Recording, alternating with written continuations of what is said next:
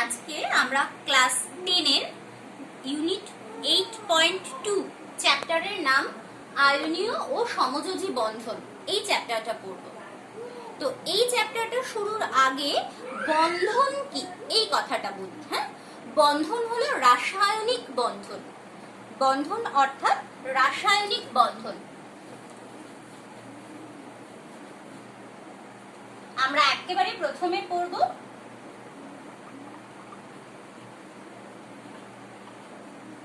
রাসায়নিক বন্ধন। এই রাসায়নিক বন্ধন বিষয়টা কি? রাসায়নিক বন্ধন হলো নিকটতম নিষ্ক্রিয় গ্যাসের মতো ইলেকট্রন বিন্যাস লাভের জন্য। কেন নিকটতম নিষ্ক্রিয় গ্যাসের মতো ইলেকট্রন বিন্যাস? তার কারণ নিষ্ক্রিয় গ্যাসগুলোর ইলেকট্রন বিন্যাস খুব স্থায়ী হয়। তো সেজন্য নিকটতম নিষ্ক্রিয় গ্যাসের মতো ইলেকট্রন বিন্যাস লাভের জন্য। কারণ বলি, নিকটতম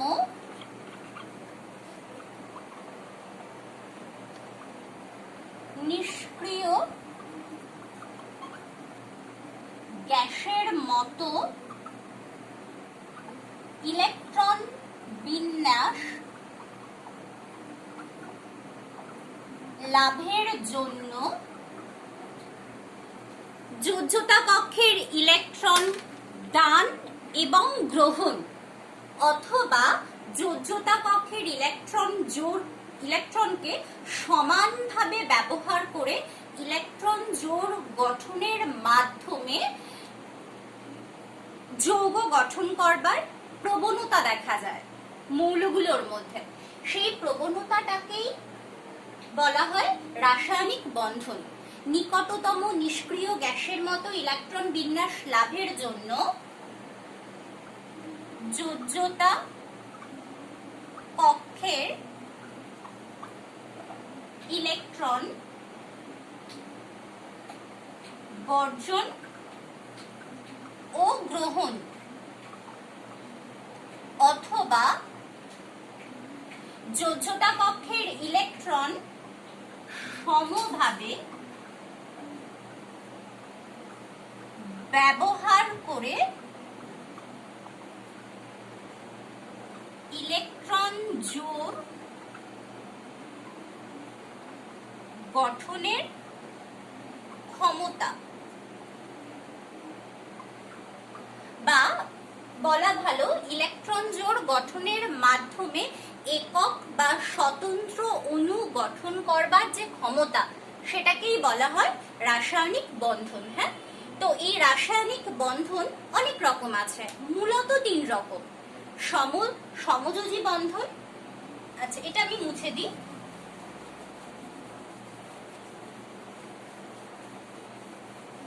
রাসায়নিক বন্ধন মূলত 3 প্রকার। 1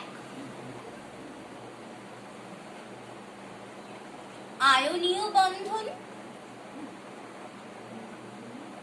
2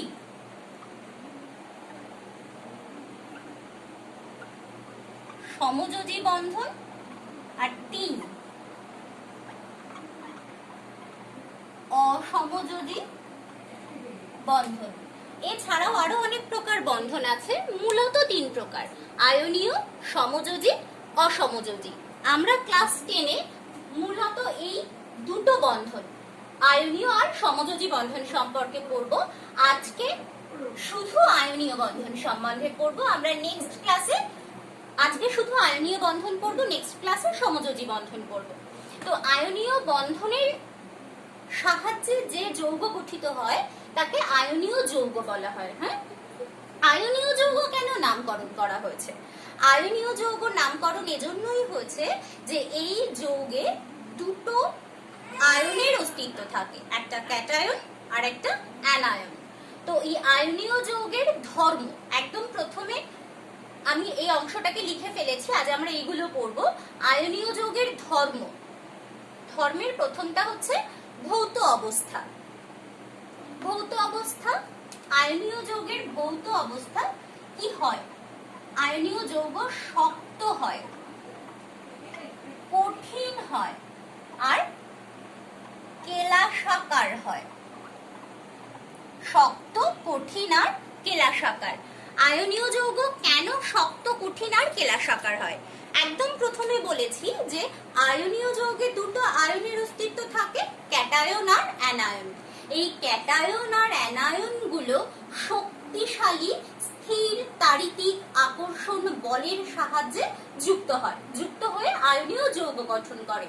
যেহেতু এই স্থির তাড়িতিক আকর্ষণ বল একটি অত্যন্ত শক্তিশালী আকর্ষণ বল, সেজন্য আয়নীয় যৌগগুলো শক্ত হয়, শক্তিশালী বন্ধন বলে কঠিন হয়, আর কেলাসাকার মানে নির্দিষ্ট জ্যামিতিক আকার বিশিষ্ট হয়। তাহলে কেন শক্ত, কঠিন আর কেলাসাকার হয়? তার কারণ হলো এদের মধ্যে স্থির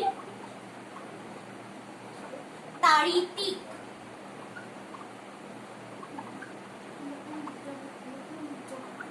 আকর্ষণ বল কাজ করে। এদের মধ্যে স্থির তাড়িতিক আকর্ষণ বল কাজ করে। আয়নীয় যৌগে একটি ক্যাটায়ন এবং একটি বা একাধিক অ্যানায়ন থাকতে পারে। ওই বিপরীতধর্মী আয়নগুলোর মধ্যে স্থির তাড়িতিক আকর্ষণ বল, শক্তিশালী স্থির তাড়িতিক আকর্ষণ বল কাজ করায় তারা শক্ত হয়, তারা কঠিন হয়, তারা নির্দিষ্ট জ্যামিতিক আকার বিশিষ্ট অর্থাৎ কেলাসাকার হয়। দ্বিতীয় পয়েন্ট হচ্ছে তাদের গলনাঙ্ক। হ্যাঁ, আমরা তাদের গলনাঙ্ক সম্বন্ধে জানবো।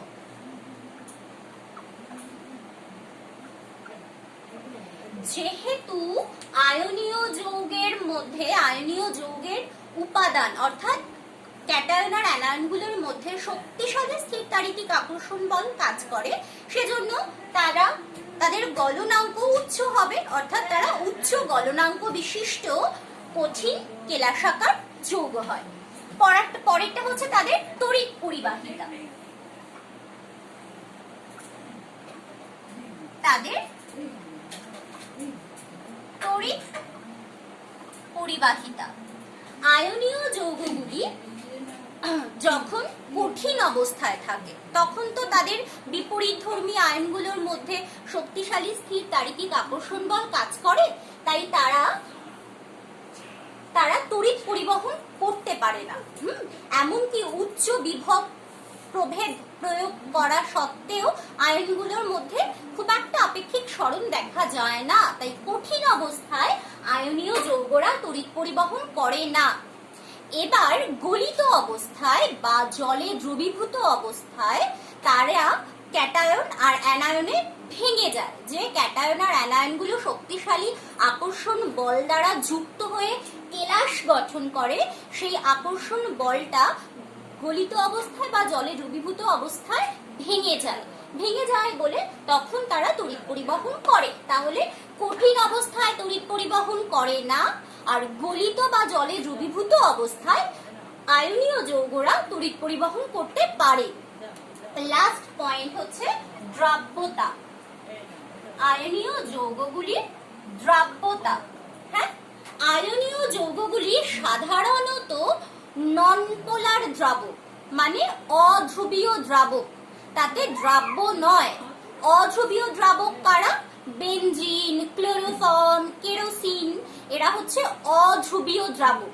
এই অধ্রুবীয় দ্রাবকে আয়নীয় যৌগরা দ্রাব্য নয়, এরা ধ্রুবীয় দ্রাবক বা পোলার দ্রাবকে দ্রাব্য।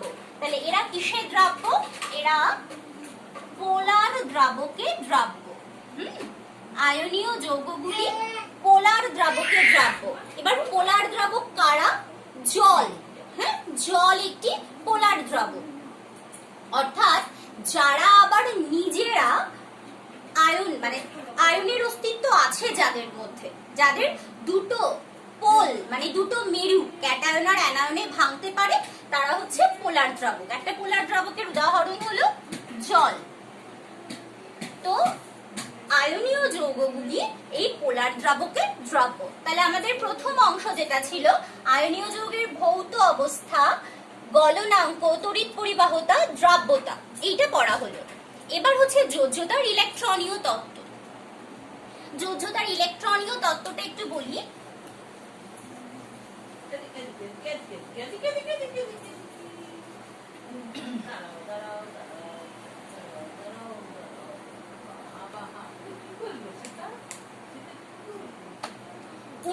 ঊনবিংশ শতকের শেষের দশকে বিজ্ঞানী র্যালে তিনি প্রথমে আর্গন আবিষ্কার করলেন। এর প্রেক্ষাপটটা হচ্ছে যে তিনি বায়ু থেকে নাইট্রোজেন গ্যাসকে আলাদা করে দেখলেন যে সেই নাইট্রোজেন গ্যাস আর পরীক্ষাগারে যে নাইট্রোজেন গ্যাস পাওয়া যায়, এই দুটো নাইট্রোজেন গ্যাসের মধ্যে ভরের পার্থক্য আছে। যেটা বায়ু থেকে পাওয়া যায় সেটা অপেক্ষাকৃত ভারী। হ্যাঁ, তার কারণ যে ওই বায়ু থেকে যে নাইট্রোজেন গ্যাস তিনি আলাদা করলেন, সেই নাইট্রোজেন গ্যাসের মধ্যে আবার এমন কিছু আছে যেটাকে নাইট্রোজেন থেকে আলাদা করা যাচ্ছে না, অর্থাৎ সেটি রাসায়নিকভাবে নিষ্ক্রিয়। পরবর্তীকালে দেখা গেল ওই নিষ্ক্রিয় গ্যাসটি হলো আর্গন। এরপর র্যামজে ক্লেভাইট খনিজ পদার্থ ক্লেভাইট থেকে আবিষ্কার করলেন হিলিয়াম, এবং র্যামজেই পরের বছর মানে ওই ঊনবিংশ শতকের শেষ দিকে প্রথম আবিষ্কৃত হলো আর্গন। তারপর হিলিয়াম, এবং তরল বায়ু থেকে তার উপাদানগুলোকে আংশিক পাতন প্রক্রিয়ায় আলাদা করবার সময় র্যামজেই ক্রমাগত আবিষ্কার করলেন নিয়ন, ক্রিপ্টন এবং জেনন। এগুলো তোমরা সবাই জেনেছো। আমি আগের চ্যাপ্টার মানে যখন আমরা পর্যায় সারণী পড়েছিলাম তখন আমরা জানি যে এগুলো নোবেল গ্যাস। এই নোবেল গ্যাসগুলো রাসায়নিকভাবে নিষ্ক্রিয় হয়, এবং এর রাসায়নিক নিষ্ক্রিয়তার কারণ খুঁজতে গিয়ে বিজ্ঞানীরা দেখতে পেলেন যে এদের ইলেকট্রন বিন্যাসই হলো এদের রাসায়নিক নিষ্ক্রিয়তার কারণ। এদের ইলেকট্রন বিন্যাস কেমন? হিলিয়ামের সর্ববহিস্থ কক্ষপথে দুটো ইলেকট্রন, নিয়নের দুটো 8টা, পরেরটার দুটো 8টা 8টা, এইরকম হচ্ছে এদের ইলেকট্রন বিন্যাস।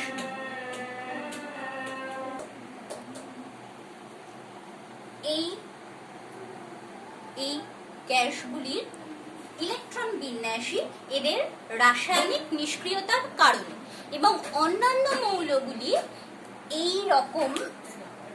এই মৌলগুলির মতন ইলেকট্রন বিন্যাস লাভের জন্য রাসায়নিক বন্ধনে অংশগ্রহণ করে এবং যৌগ গঠন করে।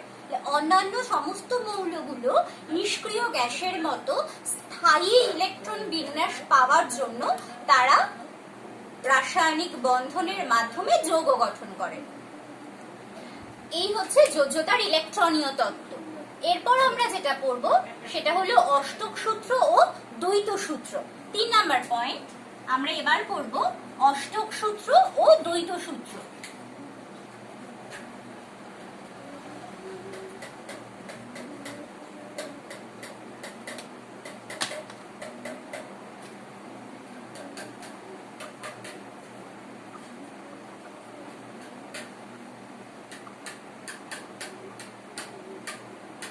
দেখো, অষ্টক সূত্র কি? এই যে যত মৌল আছে তাদের হিলিয়াম বাদবাকি সমস্ত মৌলগুলির সবচেয়ে বাইরের কক্ষ, যার নাম যোজ্যতা কক্ষ, সেই যোজ্যতা কক্ষে 8টা করে ইলেকট্রন আছে। সেজন্য অন্যান্য বাদবাকি মৌলগুলি চায় যে তাদেরও সর্ববহিস্থ কক্ষপথে যেন 8টা ইলেকট্রন হয়। তো ওই সর্ববহিস্থ কক্ষপথে নিষ্ক্রিয় গ্যাসদের মতন স্থায়ী ইলেকট্রন বিন্যাস লাভ করবার জন্য 8টি ইলেকট্রন লাভের যে প্রবণতা, এই 8টি ইলেকট্রন লাভ করবার প্রবণতাটা হচ্ছে অষ্টক সূত্র নামে পরিচিত। আর দ্বৈত সূত্রটা কি? দ্বৈত সূত্র হচ্ছে সাধারণত হিলিয়ামের আগে এবং হিলিয়ামের পরে অবস্থিত মৌলগুলি একটি ইলেকট্রন গ্রহণ বা একটি ইলেকট্রন বর্জন বা একাধিক ইলেকট্রন গ্রহণ বর্জন বা ওই ইলেকট্রনগুলোকে সমানভাবে ব্যবহার করে বন্ধন ইলেকট্রন জোড় গঠনের মাধ্যমে বাইরের কক্ষপথে 2টি ইলেকট্রন লাভ করার চেষ্টা করে। সেই ঘটনাটাকে বলা হয় দ্বৈত সূত্র। অষ্টক সূত্র কি? অষ্টক সূত্র হলো অধিকাংশ মৌল তাদের সর্ববহিস্থ কক্ষপথে 8টি ইলেকট্রন লাভের জন্য ইলেকট্রন গ্রহণ করে বা ইলেকট্রন বর্জন করে, বা বাইরের কক্ষপথের ইলেকট্রনকে সমানভাবে ব্যবহার করে বন্ধন ইলেকট্রন জোড় গঠন করে। 8টি ইলেকট্রন লাভের জন্য এই ঘটনাগুলো ঘটায়, সেটা অষ্টক সূত্র।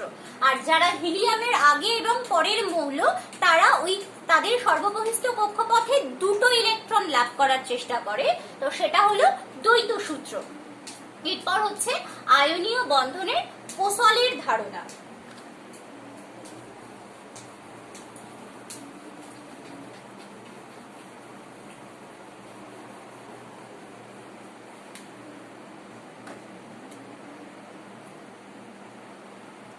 কি?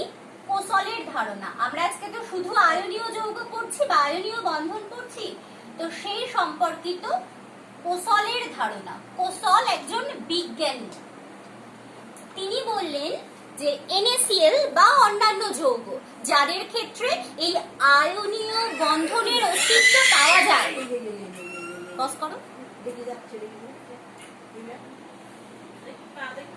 NaCl বা অন্যান্য যৌগ যাদের ক্ষেত্রে আয়নীয় বন্ধনের অস্তিত্ব পাওয়া যায়, তাদের জন্য বিজ্ঞানী কোসল একটি তত্ত্ব দেন। তত্ত্বটা কি না, এই আয়নীয় যৌগ গঠনের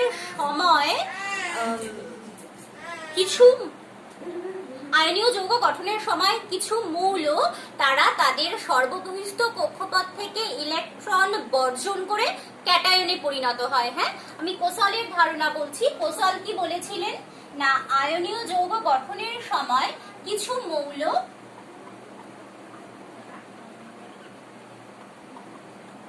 সর্ববহিস্থ কক্ষটাকে যোজ্যতা কক্ষ বলা হয়। হ্যাঁ, তো যোজ্যতা কক্ষ থেকে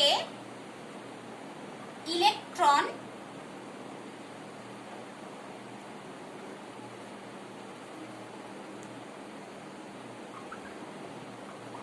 বর্জন করে ক্যাটায়নে পরিণত হয়।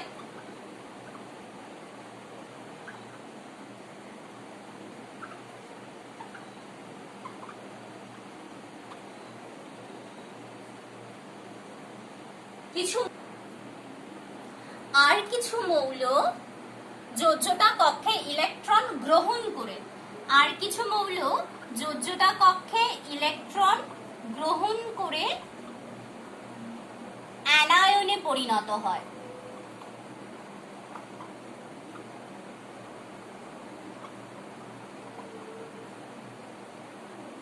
এই ক্যাটায়ন আর এই অ্যানায়ন, ওই যে আগে বলেছিলাম শক্তিশালী তড়িৎ আকর্ষণ বলের সাহায্যে যুক্ত হয়ে আয়নীয় যৌগ গঠন করে। তাহলে বিজ্ঞানী কোসল বলেছিলেন কিছু মৌল এমন আছে যারা তাদের সর্ববহিস্থ কক্ষপথ থেকে ইলেকট্রন বর্জন করে ক্যাটায়নে পরিণত হয়, আর কিছু মৌল ওই বর্জিত ইলেকট্রন গ্রহণ করে অ্যানায়নে পরিণত হয়, এবং ক্যাটায়ন আর অ্যানায়ন শক্তিশালী স্থির তাড়িতিক আকর্ষণ বলের সাহায্যে যুক্ত হয়ে আয়নীয় যৌগ গঠন করে। কেমন? তাহলে এটা গেল আয়নীয় বন্ধন সম্পর্কিত কোসলের ধারণা। এবার আমরা পড়ব আয়নীয় যোজ্যতা।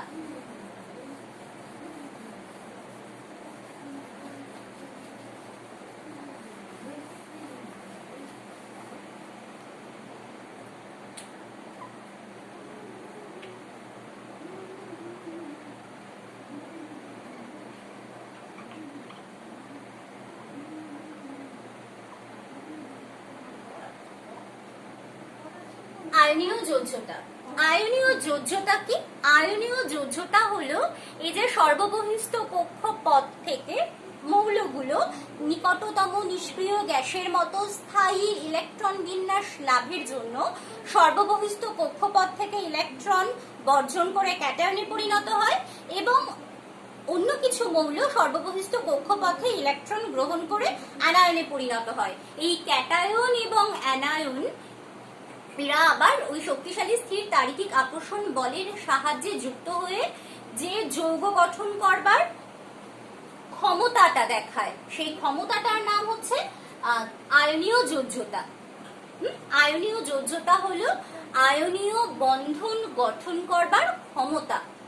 তো আমরা আয়নীয় যোজ্যতাটাকে আমরা ছোট করে ভাবতে পারি যে আয়নীয় বন্ধন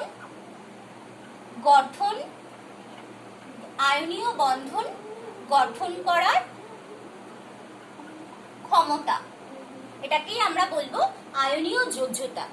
আয়নীয় যোজ্যতার পরিমাপ, এটা আমরা একটু পরে আসছি, তার আগে একটু পড়ে নেই আয়নীয় যৌগ এবং আয়নীয় যৌগগুলো কিভাবে গঠিত হয়। হ্যাঁ, সরি, আয়নীয় যোজ্যতা হলে এবার আমরা আয়নীয় বন্ধন পড়বো।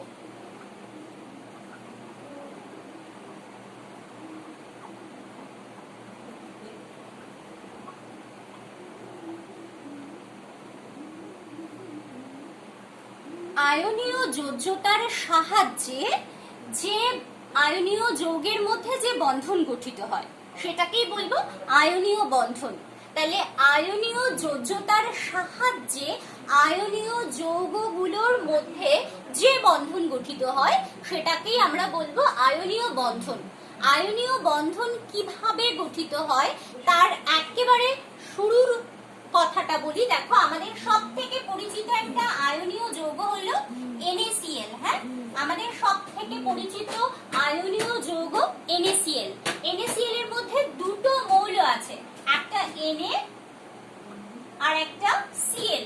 আমরা আগের চ্যাপ্টারে জেনেছি যে Na তার সব থেকে বাইরের কক্ষপথে 11টা ইলেকট্রন, সরি, N এর মোট 11টা ইলেকট্রন আর Cl এর মোট 17টা ইলেকট্রন। এই 11টা ইলেকট্রন কিভাবে থাকে না, K কক্ষপথে 2টো, L কক্ষপথে 8টা আর M কক্ষপথে 1টা, আর Cl এর K কক্ষপথে 2টো, L কক্ষপথে 8টা আর M কক্ষপথে 7টা। অর্থাৎ Na তার যোজ্যতা কক্ষে 1টা আর Cl এর যোজ্যতা কক্ষে 7টা ইলেকট্রন।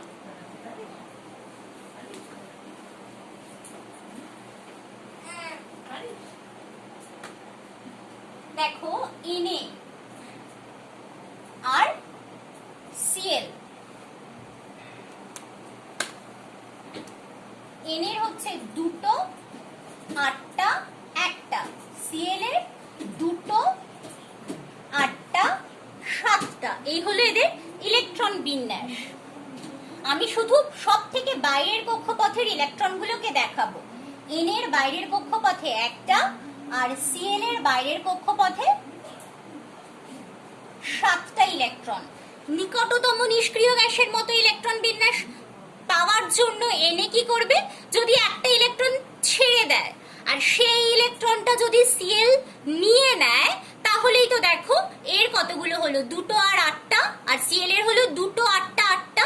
অর্থাৎ Na এই একটা ইলেকট্রন যদি Cl কে দিয়ে দেয় তাহলে Na কি হবে?